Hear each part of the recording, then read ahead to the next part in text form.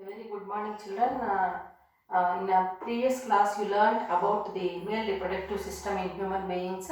Today, let us learn about the female reproductive system. So, what are the parts and functions that we are going to discuss now in this class? The female reproductive system consists of the important parts: ovaries,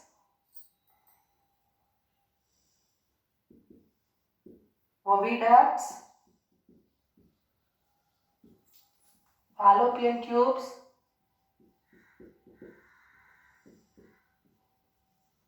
and uterus. So these are the important parts present in the female reproductive system. So now where these ovaries are present. So a pair of ovaries are present in the abdominal region of the female body, just below the navel of the woman. Okay.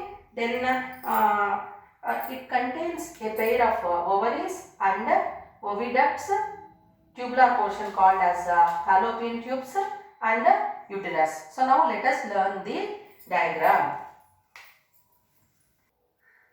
Now you know that female reproductive system consists of a pair of ovaries, then this portion, small tube-like structure, fallopian tube, it followed a funnel-shaped structure and it is broader, which we call it as oviduct, then uterus.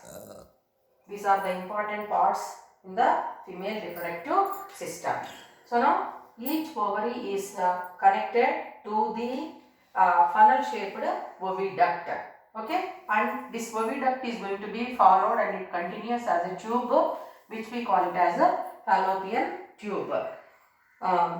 Just like male reproductive system, that testis, how they are going to produce the large number of minute microscopic sperms, which are said to be the male gametes. The ovary is also going to produce the single cell. That we call it as female gamete ovum. So ovary produces ovum or egg. Ova plural. Is it clear to you? Ovum or egg. So this is going to be produced by the ovary. So now two ovaries are there. This is left ovary and this is right ovary. In 1 month, if left ovary is releasing ovum, next month the right ovary is going to release the ovum. Is it clear to you? So one ovum or egg is released by the ovary. Then, so now here the ovum whichever is released by the ovary is collected in this part, which we call it as oviduct, through the funnel, and it is going to be just transferred like this, and it reaches the fallopian tube.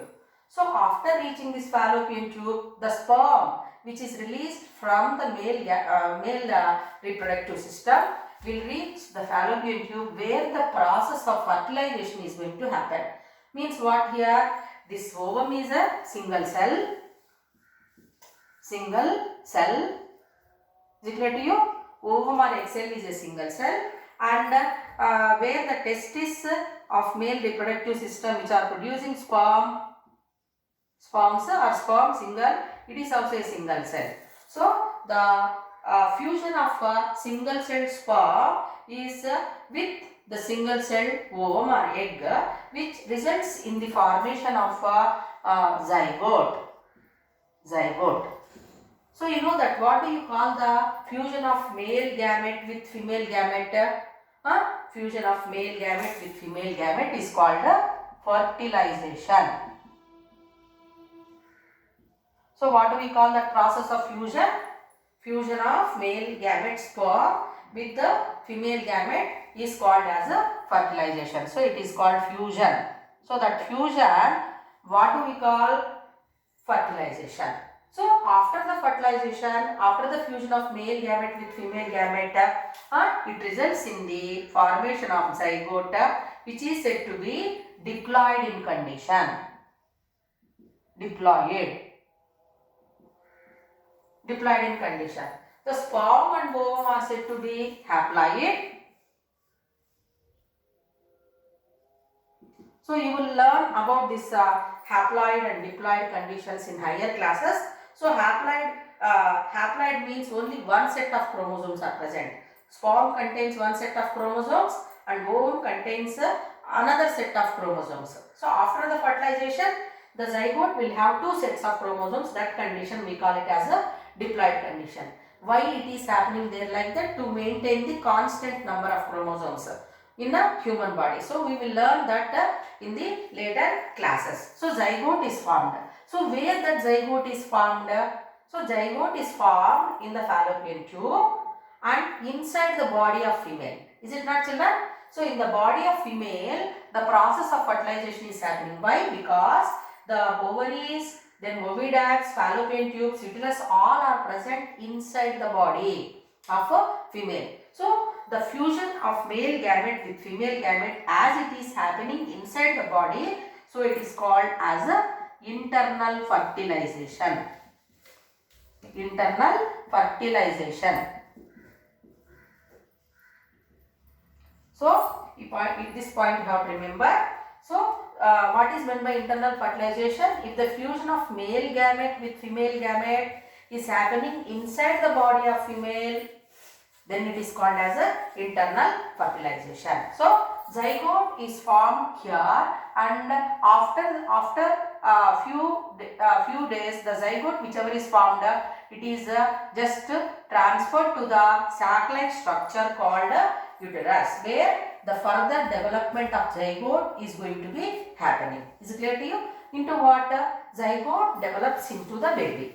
So the development of embryo, development of zygote to the baby is going to happen in which part of the female reproductive system? Uterus part of the female reproductive system. Okay, so in the uterus the baby is going to develop. Now this zygote whichever is formed, it is attached to the walls of the uterus. Now that one we call it as a implantation. Implantation. What is meant by implantation? Embodiment of the zygote or attachment of the zygote to the walls of the uterus, where the development of that baby is going to happen, is called as a just embodiment, it is called as a implantation. Is it clear to children? Where the development of baby is going to happen. So that one we call it as a implantation. So now after the fertilization, that period whatever it is there, we call it as pregnancy period. Pregnancy period. So this pregnancy period, how many days it will last? So you know that you might have seen in your house any of your relatives giving birth or pregnant women, if you have seen. So 9 months or 270 to 280 days.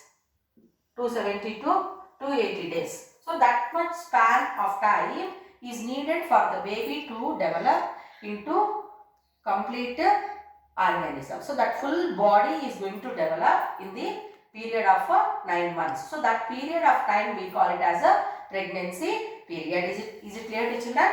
Everybody follow? The ovum whichever is produced by the ovary is also a single cell, but some differences are there, children, between the male gamete and female gamete. So male gametes are produced in large number. Millions of sperms are produced, like that you learned. Whereas what I said here, each ovary is going to release one ovum. So in 1 month, one ovary will release one ovum. Next month, another ovary is going to release another ovum. Means what? One ovum is released. Okay. So the ovum is round, and it is said to be a single cell, and it is covered with membrane, and it contains the nucleus whichever is floating inside the cytoplasm, and it contains the cytoplasm and the genetic material where it is present, means in the nucleus. So this is a nucleus. and this is the structure of a ovum. So this ovum is said to be stationary. It won't move. It is present in the, it is produced by the ovary. Is it clear to children? So this female gamete or ovum is said to be stationary, whereas sperms, they are motile in nature. The size of the ovum is larger, round. Okay, whereas sperm, smaller in size, tiny. Is it clear to you? They are stationary. They cannot move. Okay, whereas the sperms are moving. Is it clear to children? Everybody follow? So this female gamete or ovum. So this is the diagram of female gamete or ovum, which contains nucleus and cytoplasm and cell membrane. Is it clear to you?